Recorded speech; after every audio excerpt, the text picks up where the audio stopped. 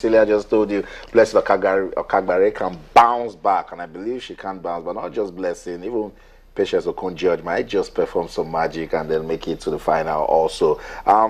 Just to let you know that you can also be part of the program on Twitter or channels_sports. Quickly, let's just talk about this unveiling table tennis. We're getting ready for the African Games, and we told you that the Nigeria Table Tennis Federation, they've unveiled the new is it new? Yes, she's worked with Aaron Akwadi before, but new in Nigeria. He's going to lead Nigeria to the African Games as technical advisor. That's the jersey presented to him. So it's not just football that does the unveiling. Martin Adomeit is a German, experienced tactician, knows so much about table tennis. Cecilia, I spoke to some of the players, and they're super excited that a man with this sort of experience has joined the team. Exactly. And that's what Aruna Kodri, and of course, Segun Toriola, that's what they've been talking about. Yeah.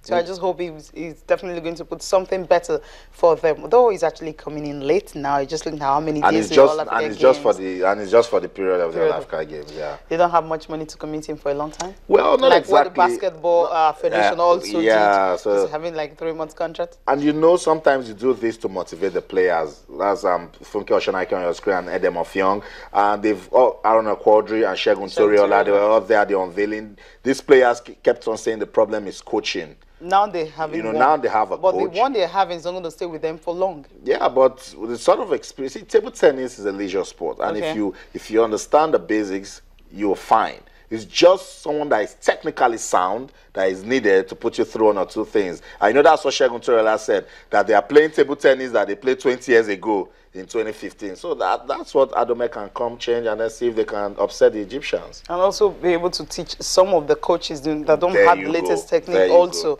on how to coach up players so that you don't have them using 20th century or 18th century. Okay, after the unveiling, we caught up with the coach, Adomeit Young and Aaron Akwadi. They talked about the expectations for the African Games and what coach Martin Adomeit can bring to table tennis in Nigeria. Let's listen to that. I'll come back. We'll talk some more. Stay with us. For sure, we have some small instructions for techniques to develop, but you cannot develop in 2 weeks a lot. And the other thing is, for me, for Nigerian table tennis, and that is what I saw the last 20 years, you can develop a lot in tactical things. Because the technique is really good, the physical is normally really good, but in tactical things, you can be better. But that goes fast. If you work a little bit with the head, it's possibilities to reach really fast, more success than now. For sure, you need experience in competitions. That's the other thing. And that is not so easy for players from Africa to get really enough experience in competitions international. Yeah? We having him around is going to create a lot of impact because he knows what to do, he's experienced, and he's going to do it. And even the Egyptian, me seeing him around, I know they will be shaking also because they know that we are well prepared for them. Having Mr. Adomeit around will make a lot of differences. I think he can do it alone, just like he said earlier. We believe in all the coaches and not just only him. But having him around here with the other coaching crew will seriously make a lot of differences. We believe that with this coaching team, we will surpass our previous performance in the games. Nigerian table tennis player Aaron Akwadi. You also listen to the best female table tennis player in Nigeria, Adomeit Young, and of course the new technical advisor Martin Adomeit. Cecilia, he said Martin Adomeit has come out clear to say, I can't do it alone. Yes. You also work with the coaches here. Yeah, definitely. I think that's the cooperation he will need, no matter how experienced he is. He definitely need those local coaches to actually tell him the weak points of the players, the areas he would need to concentrate on and all that. He already got the talent. Yeah. So all he needs to do is just work with those coaches and see how they can improve their game. You know, Aaron Akwadi said that, okay, look, it's definitely going to help them in many ways, in the sense that with him coming, he's going to step up. It's definitely going to help them to step up their game, and that's what everyone is hoping for. And when they get to All Africa Games, definitely their chances of actually beating the Egyptians, like you said, Daniel Mofiong said the same thing, that the Egyptians will be shaking now, knowing that they have a German tactician, that it means they are well prepared and ready. Let's see if he will bring changes to it. So that's the hope. Update on Team Nigeria and their readiness for the 2015 African Games in Congo, Brazzaville. Let's wish them all the best.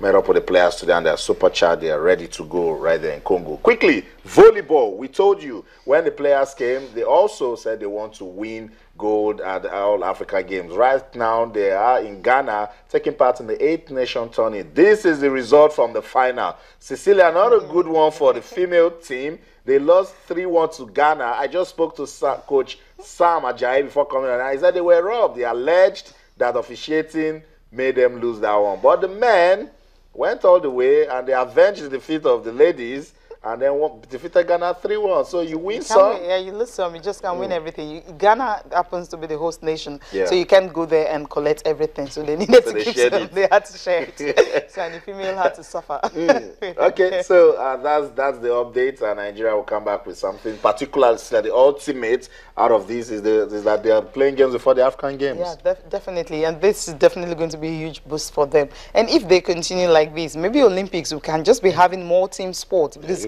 last time we had just basketball and, of course, football. And most of the team sports, you know, the NOCs are always looking at the fact that, okay, which team can actually give us a medal. But if you now have some other teams actually doing very well in team sport, definitely they might just be one of those teams that will go for the Olympics. Who knows? And take pressure off football. I keep saying that. Definitely. The pressure, so much pressure on football. If you're in Brazil, you'll be able to go watch volleyball. You can also watch fencing. Of course. You know, fencing going to the African Games. I was shocked for the first time, you know, when I said, I was like, wow. Okay, for the first time you're having fencing at the All African Games. I think maybe the National Sports Commission just felt, okay, I don't have to select sports that you feel Nigeria win medals in this one. Let me just look at all sports. If they're ready and I feel they have a team that can, you know, perform them, let them just go. And that's something that is really crucial and really, really cool for them to do.